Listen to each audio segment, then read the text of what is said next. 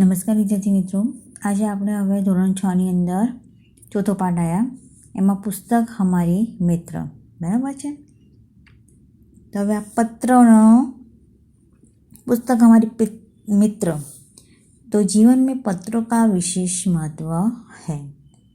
जीवन में हमारा पत्रों का विशेष महत्व है. पत्रों के माध्यम से मानवीय संबंधों में एक ताजगी, नयापन व जीवंतता बनी रहती है. पत्र व्यापक संचार का माध्यम भी होते हैं. पत्र लेखन एक कला है. अतएव पत्र लेखन की कला से छात्र अवगत हो, ये आवश्यक है.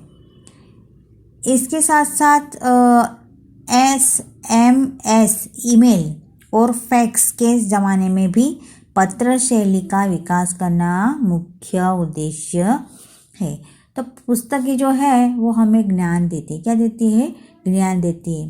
तो उसको पढ़ने से हमारा जो मानसिक विकास जो होता है वो उनको पढ़कर हम आगे बढ़ते हैं. तो यह पाठ एक पत्र के रूप में है. तो इसमें पुस्तकों का महत्व बताया गया है. क्या बताया गया है? पुस्तकों का महत्व. ठीक है. तो यहाँ पर हम पढ़ते हैं ये पत्र के पुस्तक આપણું જે મિત્ર જે છે એ, બરાબર છે. तो 195 उमियानगर सोसाइटी, मुद्रा, जिला कच्छ, दिनांक 4/8/2011. प्रिय मनोज, नमस्ते. मैं यहाँ सकुशल हूँ. सकुशल यानी कि खैरियत से. आशा है वहाँ सभी कुशल से होंगे. पिछले कई दिनों से तुम्हें पत्र लिखने को सोच रहा था, परंतु हमारी पाठशाला में वांचे गुजरात अभियान अंतर्गत कई प्रवृत्तियाँ चल रही थी. अभियान यानी कि कोई अच्छी प्रवृत्ति, और अंतर्गत यानी कि शामिल, और इनमें मैं सम्मिलित हो गया था. सम्मिलित होना यानी कि शामिल होना.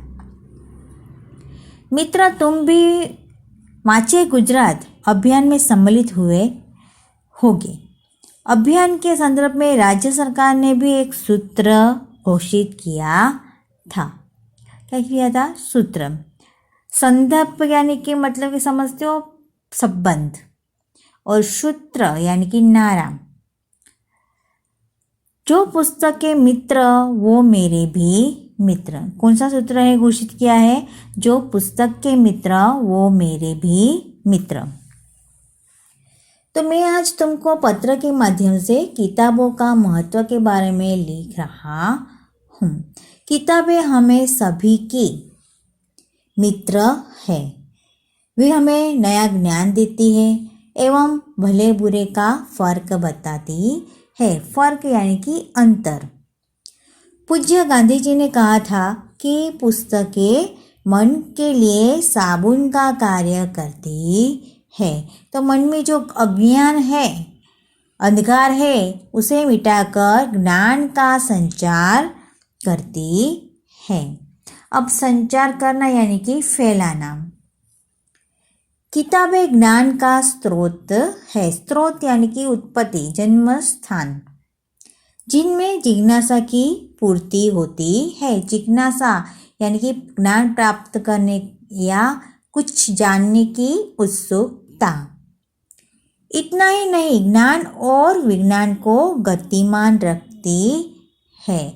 गतिमान रखना यानी कि आगे बढ़ना. किताबें मूल्यवान है. मूल्यवान यानी कि कीमती है. इनमें इनको पढ़कर हमारे जीवन को सजाना एवं संवारना है. संवारना यानी कि क्या होता है? संवारना यानी कि सुंदर बनाना. मित्र, मैं ऐसा करना चाहता हूँ कि मुझे पैसा नहीं, पुस्तकें चाहिए.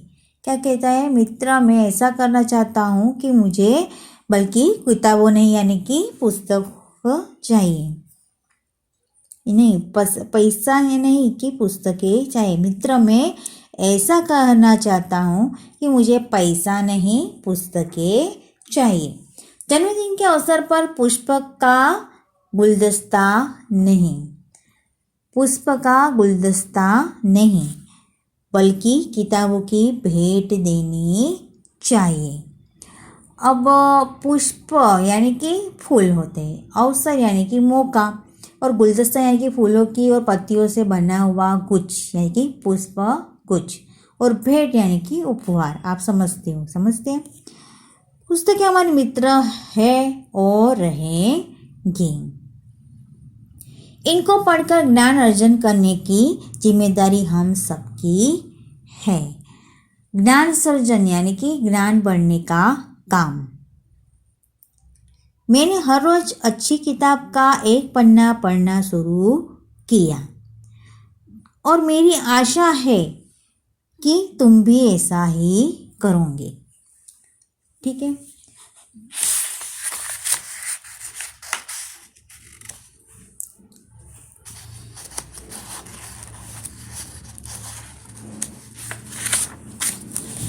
चलो आज से संकल्प करें कि दोस्तों के जन्मदिन या शुभ अवसरों पर शुभकामना के साथ साथ किताबों की मूल्यवान भेंट देंगे। अब संकल्प यानी कि दृढ़ निश्चय, पन्ना यानी कि पुष्ट, ठीक है, और शुभेच्छा यानी कि शुभकामना। समझ में आया? अब हमें बुके नहीं पर बुक चाहिए। परिवार से सभी बड़ों को मेरा प्रणाम। तुम्हारा दोस्त पूजन। ठीक है, यहाँ पे शब्दार्थ है, तो शब्दार्थ के साथ साथ मैंने ये भी आपको पत्र के बारे में समझा दिया है। यहाँ पर कुछ पत्र दिए गए हैं, वो मैं आपको लिखाऊंगी। और आगे है स्वाध्याय की ओर जाते हैं, उसमें यहाँ पे प्रश्न दिया गया है, तो उस प्रश्न के उत्तर हम देंगे। तो प्रश्न हम पढ़ेंगे कि पत्र स्वाध्याय है, प्रश्नों के उत्तर लिखिए। तो पहला प्रश्न है, पत्र कब और कहाँ से लिखा गया है?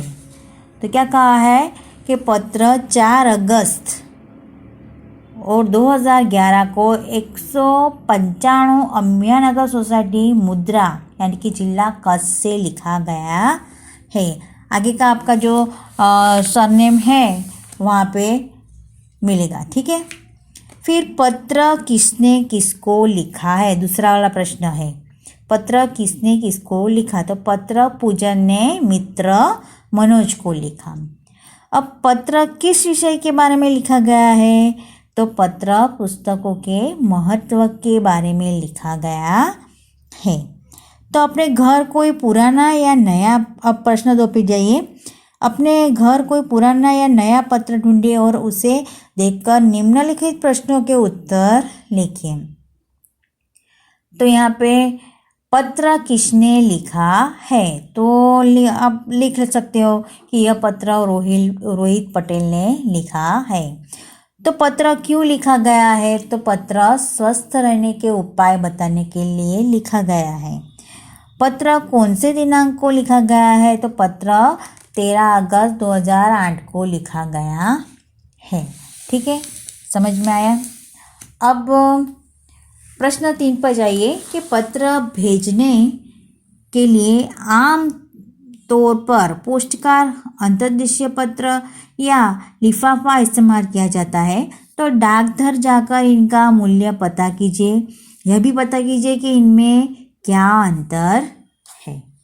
तो सबसे पहले आता है पोस्टकार्ड। तो पोस्टकार्ड में जो है कि पोस्टकार्ड खुला होता है या इसमें लिखने के लिए अधिक जगह नहीं होती। इसका मूल्य सिर्फ कितने हैं? 50 पैसे। अंतर्देशीय पत्र, तो इस लिखने के बारे में 3 ओर से मोड़कर बंद किया जा सकता है। तो इसका उपयोग केवल अपने देश में ही हो सकता है। इसका मूल्य है 2.50 यानी 2.5 रुपये। ठीक है। लिफाफा, तो अलग अलग अलग कागज़ पर पत्र लिखकर और उसे मोड़कर लिफाफे में रखा जाता है। इसमें पत्र सुरक्षित रहता है। लिफाफे के पत्र में लिफाफे पत्र के अलावा प्रायः बहनें अपने दूर रहने वाले भाइयों को राखी भेजती है और इसका मूल्य सिर्फ 5 रुपये। ठीक है, तो ये हो गया। अब अपने आसपास की जगह का वर्णन करते हुए मित्र को पत्र लिखिए। तो ये आपको मैं लिखा दूँगी। तो यहाँ पर इतना जाने, कुंजड़ा यानी कि कांचियो, घड़ी साज यानी घड़ियाली, बजाज यानी कापड़ियों, जिल्द साज यानी कि बुक बाइंडर, खरादी यानी कि संघाड़ियों, खटबुना यानी कि खाटलो भरनार, तमोली यानी कि तंबोली यानी कि पानवाड़ो, पंसारी यानी कि गांधी, हलवाई यानी कि कंदोई और सौदागर यानी कि व्यापारी। ठीक है, तो ये